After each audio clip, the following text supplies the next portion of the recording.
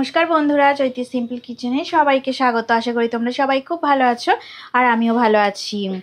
দেখো, গ্যাসের মধ্যে কড়া বসিয়ে দিয়েছি আর একটু সর্ষের তেল দিয়ে দেবো। তো আজকে আমি একটা ভোলা মাছের একটা রেসিপি নিয়ে চলে এসেছি। তো মাছ ভাজার মতন পরিমাণ মতো তেল আর কি দিয়ে দিলাম। আর নুন আর হলুদ কিছুই মাখানো নেই, মাছ আমি দেখাচ্ছি তোমাদেরকে। নুন হলুদ সবটাই মাখিয়ে নেব। আর তেলটা একটু গরম হোক, তারপরে দেখাচ্ছি। নুন হলুদ মাখাচ্ছি মাছটাতে। তো দেখো, এই যে 3টে ভোলা মাছ একদম ধুয়ে পরিষ্কার করে নিয়ে চলে এসেছি। এবার নুন হলুদ দেখো, এই যে হলুদ দিয়ে নুন দিয়ে দিলাম আর হলুদ গুঁড়ো এই যে মাখিয়ে নিচ্ছি।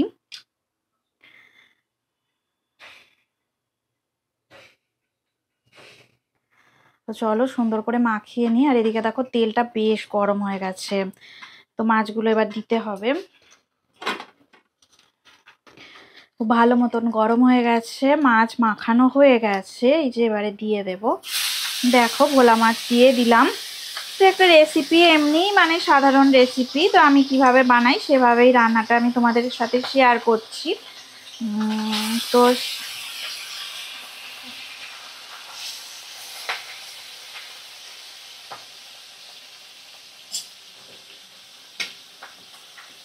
একদম সাধারণভাবেই। আর গরম পড়ে গেছে ভীষণই, হঠাৎ করেই বেশ গরম পড়ে গেছে। তো গরমের মধ্যে সেরম কিছুই ঝাল রান্না আমি করব না, সেরকম স্পাইসিও করব না, এমনি একদম সাধারণভাবেই করে নেব। তো দেখো, নুন হলুদ দিয়ে মাখানো মাছ আমি তেলের মধ্যে দিয়ে দিয়েছি আর মিডিয়াম ফ্লেমে রেখে দিয়েছি। মিডিয়াম ফ্লেমে রেখে ভাজাটা করে নেব। ভোলা মাছগুলো একটু বড় বড় সাইজেরই আছে, বেশ ভালোই বড় সাইজের মাছ।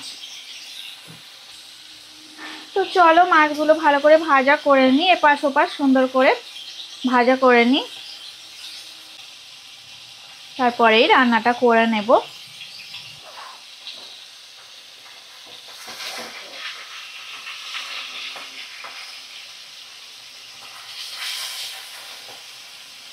দেখো, একটা একটা করে মাছ উল্টে পাল্টে আমি দিচ্ছি।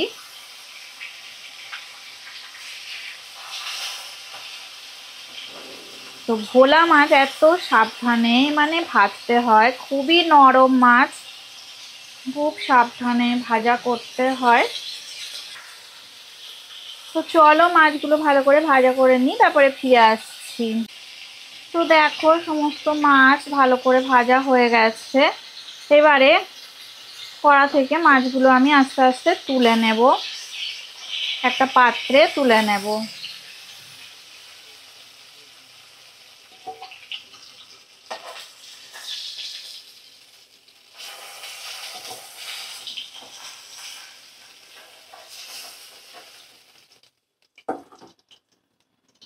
দেখো, ভোলা মাছগুলো তোলা হয়ে গেছে। এবার একটু কালো জিরে ফোড়ন দিয়ে দেব। ফোড়ন দিয়েই মাছের ঝাল করে নেব। তো কড়াতে তেল একটু কম আছে, আমি আর একটু সামান্য দেখো তেল দিয়ে দিলাম। খুবই অল্প পরিমাণে সর্ষের তেল দিয়ে রান্নাটা করছি। তো একদম লো ফ্লেমে রেখে দিয়ে রান্নাটা করছি। আর এদিকে দেখো, আলু আর পেঁয়াজ এইভাবে কাটা আছে, তো এইরকম আমি দিয়ে দিলাম। আমি 2টো ছোট সাইজের পেঁয়াজ নিয়েছি আর একটা মিডিয়াম সাইজের আলু নিয়েছিলাম।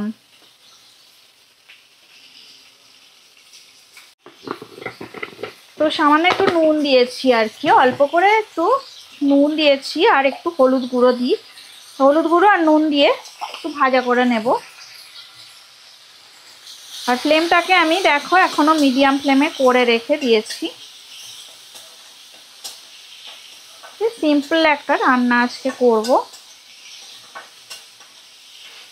হঠাৎ করে অনেকটাই গরম পড়ে গেছে, এখন ভালো লাগছে না।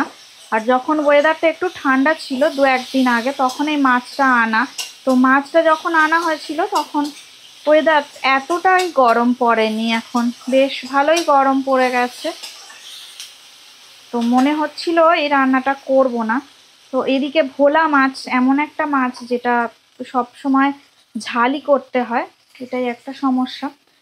তো ঝাল করতে গেলে আমাকে আলু পেঁয়াজ আদা রসুন দিয়েই করতে হবে। তো এখন একটু ঝোলের মাছ খেতেই বেশি ভালো লাগে এই গরমে। তো তাও চলো দেখি রান্নাটা করে নিই। কি মাছ যখন আনা হয়েছে রান্না তো করতেই হবে। তো দেখো আমি 1 চামচ আদা রসুন বাটা দিয়ে দিলাম, আর 1 চামচ দেখো আমি জিরে বাটা দিয়ে দিলাম। তো ফ্লেমটা একটু লো ফ্লেমে করে ভালো করে মশলা কষিয়ে নেব, কারণ না হলে মশলা পুড়ে যেতে পারে।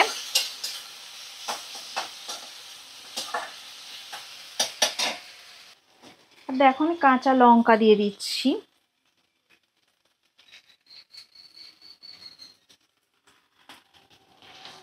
লঙ্কাগুলোর বিশেষ ঝাল নেই, তাই একটু আমি বেশি করেই দিলাম। কুচানো টমেটো দিয়ে দিলাম। তো টমেটোটা একটা বড় টমেটো হাফ করে কেটে রেখে দিয়েছিলাম, সেটাই টুকরো টুকরো করে কেটে দিয়ে দিলাম। এবার দেখো মিডিয়াম ফ্লেমে করে দিলাম।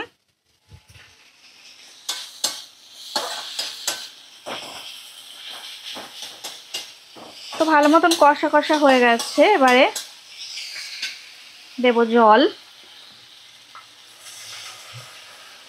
একটু মাখা মাখা রান্নাটা হবে, খুব ঝোল তো হবে না, কারণ ভোলা মাছ এই তরকারি ঝোল খেতে খুব ভালো লাগে না।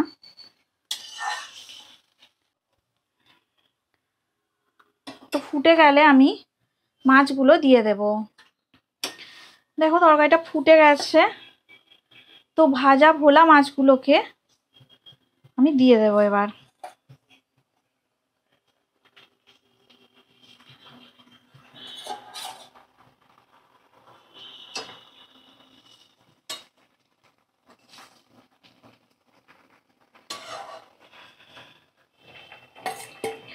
এবার দেখো আমি একটু ঢাকা দিয়ে লো ফ্লেমে একদম করে দিলাম, আর কিছুক্ষণের জন্যে ঢাকা দিয়ে দিলাম। ফিরে আসছি 5 মিনিট পর। তো দেখো আমি 5 মিনিট পর ফিরে এলাম। ঢাকাটা তুলে দিয়েছি, আর দেখো রেসিপিটা একদম রেডি হয়ে গেছে। তো আমি আর এই বেশি কিছু করব না। আর গরম মশলা যাদের ইচ্ছা হবে উপর থেকে দিতে পারো। তো এখন আমার গরম মশলা আমার কাছে আছে, কিন্তু আমি দেব না, কারণ যেহেতু আর মানে এখন বেশ গরম ওয়েদার, ভালো লাগছে না আর গরম মশলা ঝাল ঝাল খেতে। তো এইভাবেই আর কি আজকের রেসিপিটা দেখো আমি শেষ করে দিলাম। তো দেখো আমি এই ভোলা মাছের ঝালের রেসিপি। এবার আমি গ্যাসের ফ্লেমটা অফ করে দেব। আলু সিদ্ধ হয়ে গেছে যেহেতু, আর কিছু দরকার নেই। তো মাছগুলো খুব সুন্দর বড় বড়, দেখতেও খুবই সুন্দর হয়েছে ওই জন্য।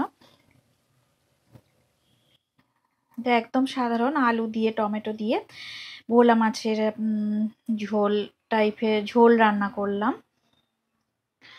তো রেসিপিটা দেখো আমি সুন্দর করে সাজিয়ে দিয়েছি। তো রেসিপিটা একদম রেডি হয়ে গেছে। কালো জিরে ফোড়ন দিয়ে আলু দিয়ে ভোলা মাছের, আলু টমেটো পেঁয়াজ দিয়ে ভোলা মাছের ঝাল। রেসিপিটা যদি ভালো লেগে থাকে অবশ্যই লাইক দেবে, শেয়ার করবে, আর কমেন্ট করে আমাকে জানাবে তোমাদের কেমন লাগলো। তোমরা সবাই ভালো থাকো, সুস্থ থাকো, আর আমার রেসিপি এইভাবে দেখতে থাকো। এতক্ষণ ধরে রেসিপিটা দেখার জন্য সবাইকে অনেক অনেক ধন্যবাদ। আর পুরনো বন্ধুদের তো অনেক অনেক ধন্যবাদ আমাকে এগিয়ে নিয়ে যাওয়ার জন্য। আর নতুন যারা বন্ধু আছো চ্যানেলটা সাবস্ক্রাইব করে আমার পাশে থেকো, আমাকে সাপোর্ট করো, আমিও তোমাদের সাপোর্ট করব। তো আজকের মতো টাটা। আর অন্যদিন নতুন রেসিপি নিয়ে তোমাদের সামনে আমি আবার চলে আসবো।